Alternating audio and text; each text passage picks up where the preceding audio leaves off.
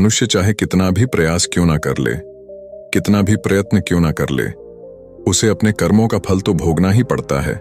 चाहे मनुष्य कितना ही प्रयत्न कर ले, लेकिन वह कभी अपने कर्मों से बच नहीं सकता। जैसी करनी वैसी भरनी, यह वाक्य तो आपने सुना ही होगा। अर्थात जैसे आप कर्म करोगे वैसा ही आपको फल भी प्राप्त होगा। लेकिन मेरा एक प्रश्न है, क्या आप इस बात पर यकीन करते हैं कि जैसा आप कर्म करेंगे वैसा ही आपको फल भी मिलेगा? अब आप में से अधिकतर लोगों के मन में यह प्रश्न जरूर उठ रहा होगा, क्योंकि इसमें पूछने वाली बात क्या है?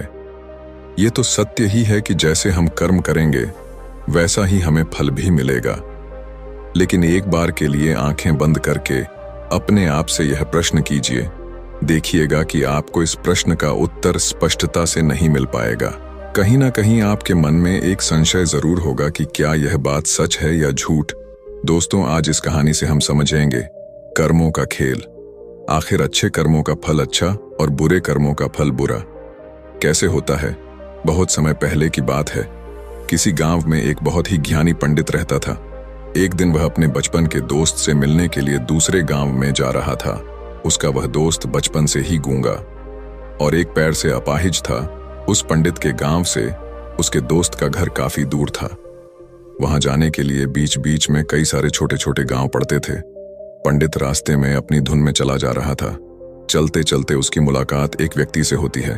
रास्ते में उसे एक आदमी मिलता है जो ऐसा लगता था कि वह किसी का इंतजार कर रहा था और वह भी पंडित के साथ चलने लगता है। उस आदमी को देखकर पंडित बहुत खुश हो जाता है।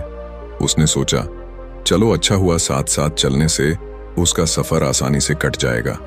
बात की शुरुआत करने के लिए उस पंडित ने उस व्यक्ति से उसका नाम पूछा तो उसने अपना नाम धर्मराज बताया। पंडित को यह नाम कुछ अजीब सा लगता है, लेकिन उसने नाम के विषय में कुछ और पूछना उचित नहीं समझा। दोनों धीरे धीरे साथ में चल रहे थे। तभी रास्ते में एक गांव आता है। गांव का प्रवेश द्वार आते ही धर्मराज ने पंडित से कहा, तुम आगे चलो, मुझे इस गांव में एक काम है, मैं तुमसे आगे मिलता हूं। पंडित ने कहा, ठीक है। वह आगे रास्ते में चल देता है। कुछ देर बाद उस गांव में खबर फैली कि एक व्यक्ति को सांड ने अपनी सींग में फंसाकर मार दिया है। जैसे ही सांड ने उस व्यक्ति को मारा, ठीक कुछ ही देर में धर्मराज पंडित के पास आ गया और फिर दोनों चलना शुरू कर देते हैं और चलते चलते एक दूसरे गांव के द्वार पर पहुंच जाते हैं। उस गांव के बाहर एक बड़ा और विशाल मंदिर बना हुआ था। वहां पर आराम करने की सुविधा काफी बढ़िया लग रही थी। पंडित के दोस्त का घर अभी वहां से बहुत दूर था और रात भी होने वाली थी। तो पंडित ने धर्मराज से कहा, रात होने वाली है, पूरे दिन चलते चलते थक भी चुके हैं और भूख भी लग रही है, तो यहाँ पर भोजन करके यहीं पर हम विश्राम कर लेते हैं, फिर सुबह के समय आराम से आगे की यात्रा जारी करेंगे। धर्मराज ने कहा, ठीक है, मुझे इस गांव में किसी को कुछ जरूरी सामान देने जाना है, तुम भोजन करके आराम करो, मैं बाद में आकर भोजन कर लूंगा। इतना कहकर वह वहां से चला जाता है। लेकिन उसके जाने के कुछ समय बाद, कुछ ही देर बाद धुआं उठता हुआ दिखाई देता है और देखते ही देखते पूरे गांव में आग लग जाती है। पंडित ने हैरानी से सोचा कि यह धर्मराज जहां भी जाता है वहां कोई ना कोई अनहोनी जरूर हो जाती है, कुछ तो गड़बड़ है इस व्यक्ति में। लेकिन पंडित ने रात्रि में धर्मराज से कुछ भी पूछना उचित नहीं समझा और वे दोनों सो गए। सुबह होते ही दोनों फिर से अपनी यात्रा शुरू कर देते हैं। कुछ देर चलने के बाद रास्ते में फिर से एक गांव आता है। धर्मराज ने फिर पंडित से कहा, आप आगे चलिए, मुझे इस गांव में अपने मित्र से मिलने जाना है, मैं अपने दोस्त से मिलने के बाद आगे रास्ते में मिलूंगा। यह कहकर धर्मराज वहां से चला गया। लेकिन पंडित इस बार आगे नहीं गया। वहीं खड़ा होकर धर्मराज को देखता रहा कि वह कहां जा रहा है और क्या करता है। तभी थोड़ी देर बाद लोगों की आवाज सुनाई देने लगी कि एक व्यक्ति को सांप ने काट लिया है और उसकी मृत्यु हो गई है। ठीक उसी समय धर्मराज फिर पंडित के पास पहुंच गया, लेकिन इस बार पंडित से रहा नहीं गया और उसने धर्मराज से पूछ ही लिया कि तुम जिस भी गांव में जाते हो वहां कोई ना कोई अनहोनी जरूर हो जाती है, क्या तुम मुझे बता सकते हो यह ऐसा क्यों हो रहा है? धर्मराज ने कहा, पंडित जी, आप तो मुझे बहुत ज्ञानी मालूम पड़े थे, इसीलिए मैं आपके साथ चलने लगा था, क्योंकि ज्ञानियों का साथ बहुत अच्छा होता है, परंतु आप अभी तक समझ नहीं पाए कि मैं कौन हूं। पंडित ने कहा, मैं समझ गया हूं, लेकिन मुझे कुछ शंका है। अगर आप ही अपना उपयुक्त परिचय दे दें तो मेरे लिए आसानी होगी। तब धर्मराज ने जवाब दिया कि मैं यमदूत हूं और यमराज की आज्ञा से उन लोगों के प्राण हरण करता हूं जिनकी उम्र पूरी हो चुकी है। हालांकि पंडित को पहले से ही इस बात की आशंका थी, फिर भी धर्मराज के मुंह से यह बातें सुनकर वह घबरा गया। लेकिन वह हिम्मत करके पूछता है कि अगर तुम सच में यमदूत हो तो मुझे बताओ, अगली मृत्यु किसकी है? धर्मराज ने जवाब दिया, अगली मृत्यु तुम्हारे उसी मित्र की है जिससे तुम मिलने जा रहे हो, और उसकी मृत्यु का कारण भी तुम ही बनोगे। ये बात सुनकर पंडित सहम गया और सोच में पड़ गया कि अगर सच में यह धर्मराज यमदूत हुआ तो उसकी बात भी सच होगी, और उसके कारण मेरे बचपन के सबसे अच्छे मित्र की मृत्यु हो जाएगी। तो सबसे अच्छा तो यही होगा कि मैं अपने मित्र से मिलने ही ना जाऊं, कम से कम मैं उसकी मृत्यु का कारण तो नहीं बनूंगा। धर्मराज ने मुस्कुराते हुए कहा, तुम जो सोच रहे हो वो सब मुझे पता है, मगर तुम्हारे अपने मित्र से मिलने ना जाने से नियति नहीं बदल जाएगी। तुम्हारे मित्र की मृत्यु तो निश्चित है, और वह अगले कुछ ही पलों में घटित होने वाली है। महाकाल के मुंह से ऐसी बातें सुनकर पंडित को झटका लगा, क्योंकि महाकाल ने पंडित के मन की बातें पढ़ ली थीं, जो कि एक सामान्य व्यक्ति के लिए संभव नहीं है।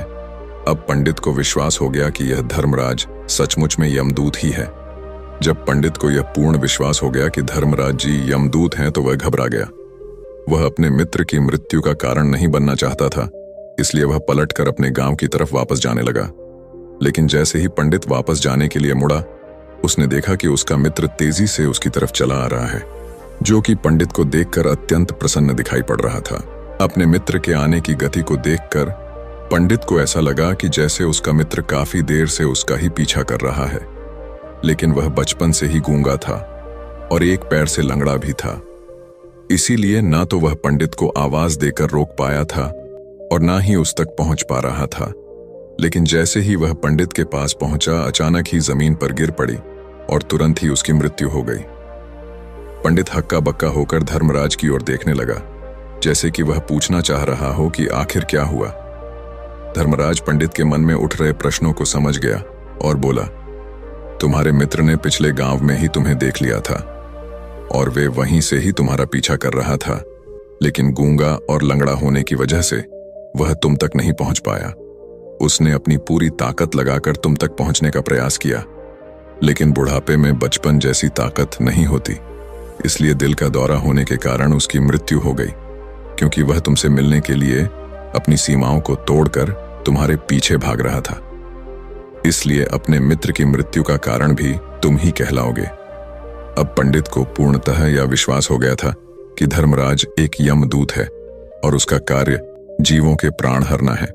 लेकिन पंडित एक ज्ञानी व्यक्ति था, वह यह भी जानता था कि मृत्यु पर किसी का वश नहीं है, सबको एक ना एक दिन मरना ही है। यही सोचकर उसने अपने आप को संभाल लिया। लेकिन अचानक ही पंडित के मन में अपनी मृत्यु के बारे में जानने की इच्छा हुई, इसलिए उसने धर्मराज से पूछा कि जब मृत्यु मेरे दोस्त की होनी थी तो तुम शुरू से ही मेरे साथ क्यों चल रहे थे? यह प्रश्न सुनकर धर्मराज जोर से हंसा और बोला, मैं तो हर पल हर क्षण सभी के साथ चलता हूं, किंतु लोग पहचान नहीं पाते, क्योंकि लोगों के पास अपनी समस्याओं के अलावा किसी और व्यक्ति, वस्तु या घटना के बारे में सोचने समझने या उसे देखने का समय ही नहीं होता। पंडित ने कहा, तो क्या तुम यह बता सकते हो कि मेरी मृत्यु कब, कहां और कैसे होगी? महाकाल ने कहा, हालांकि किसी भी सामान्य जीव के लिए अपनी मृत्यु के बारे में जानना ठीक नहीं है, क्योंकि कोई भी जीव हो या जानकर, वह अपनी मृत्यु के बारे में जानकर बहुत दुखी हो जाता है।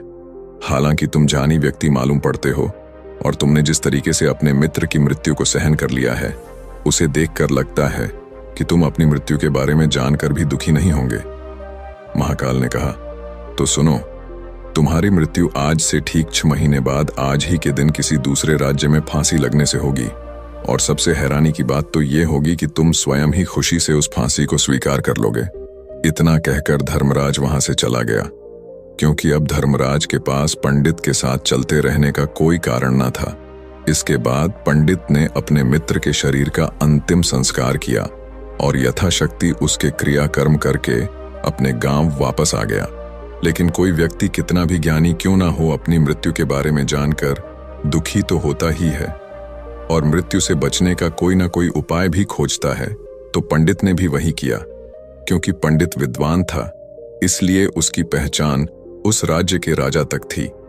पंडित ने सोचा कि राजा के पास तो कई सारे ज्ञानी मंत्री हैं, वह मेरी मृत्यु से संबंधित समस्या का कोई ना कोई समाधान निकाल ही लेंगे। पंडित यही सब सोचता हुआ राज दरबार में पहुंच जाता है और राजा से सारी घटना के बारे में बताता है। राजा ने अपने मंत्रियों को सारी समस्या बताई और उनसे सलाह मांगी। अंत में सभी ने विचार विमर्श करके कहा, अगर पंडित की बात सही है तो उसकी मृत्यु भी 6 महीने बाद ही होगी, लेकिन मृत्यु तो तब होगी जब वह किसी दूसरे राज्य में जाएगा। यदि वह किसी दूसरे राज्य में जाए ही ना तो मृत्यु ही नहीं होगी। मंत्रियों की यह सलाह राजा को भी सही लगी। इसके बाद पंडित के रहने की सारी व्यवस्था महल में ही कर दी गई और राजा के आदेश के बिना उस पंडित से किसी को भी नहीं मिलने दिया जाता था। लेकिन पंडित कहीं भी आ जा सकता था, ताकि पंडित को यह न लगे कि वह राजा की कैद में है।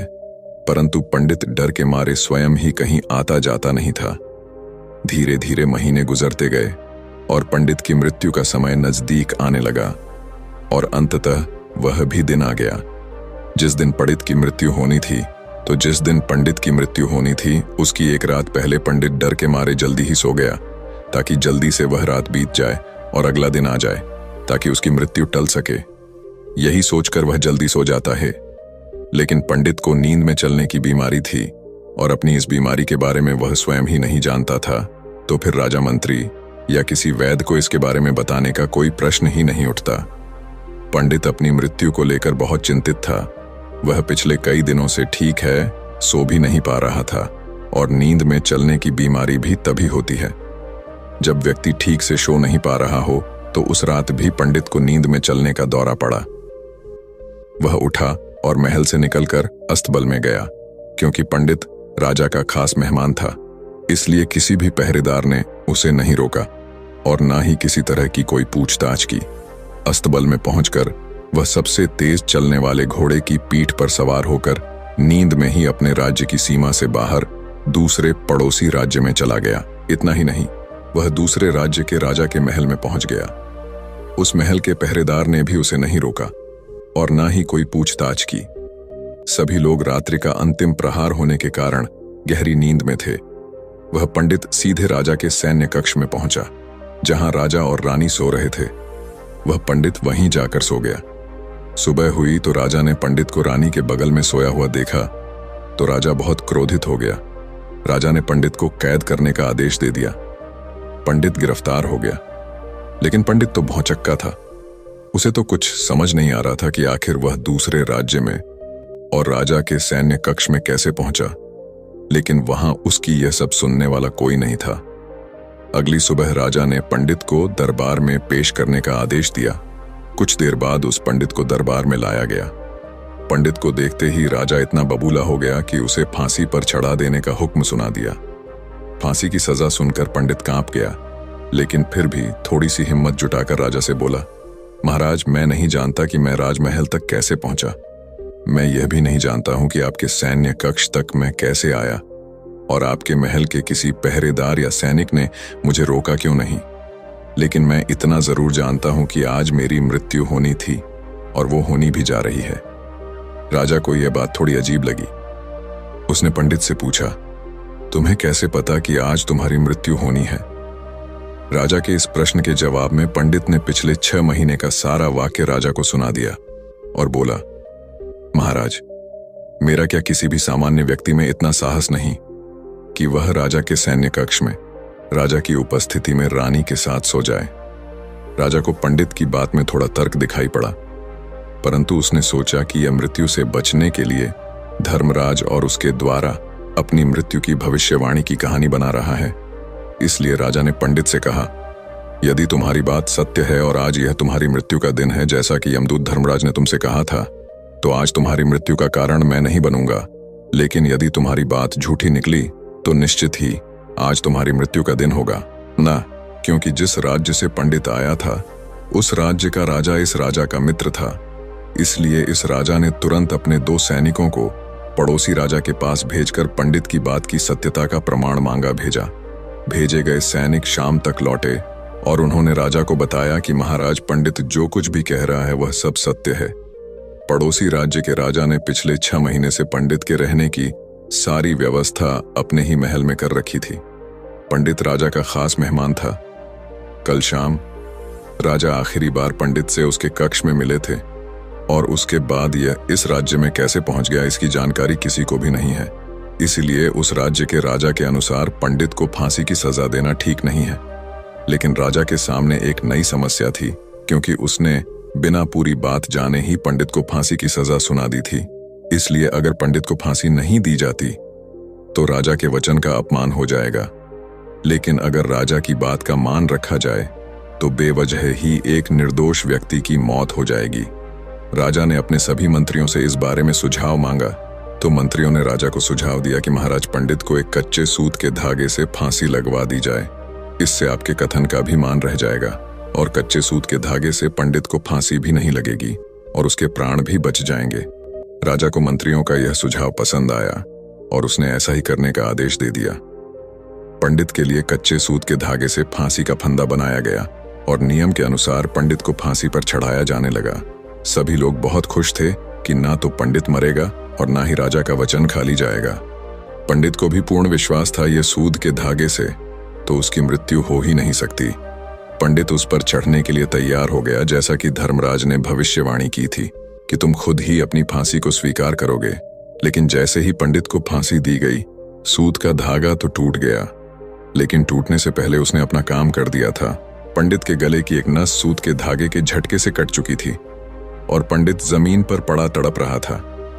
उस पल उसके गले से खून की फुहार निकल रही थी और देखते ही देखते पंडित का शरीर पूरी तरह से शांत हो गया। सभी लोग आश्चर्यचकित थे और पंडित को मरता हुआ देख रहे थे।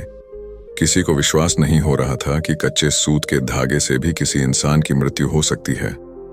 लेकिन घटना तो घट चुकी थी। नियति ने अपना काम कर दिया था और धर्मराज की भविष्यवाणी सच हो चुकी थी। दोस्तों, श्रीमद् भागवत गीता में भगवान श्री कृष्ण ने कहा है, जो होना होता है वह होकर ही रहता है।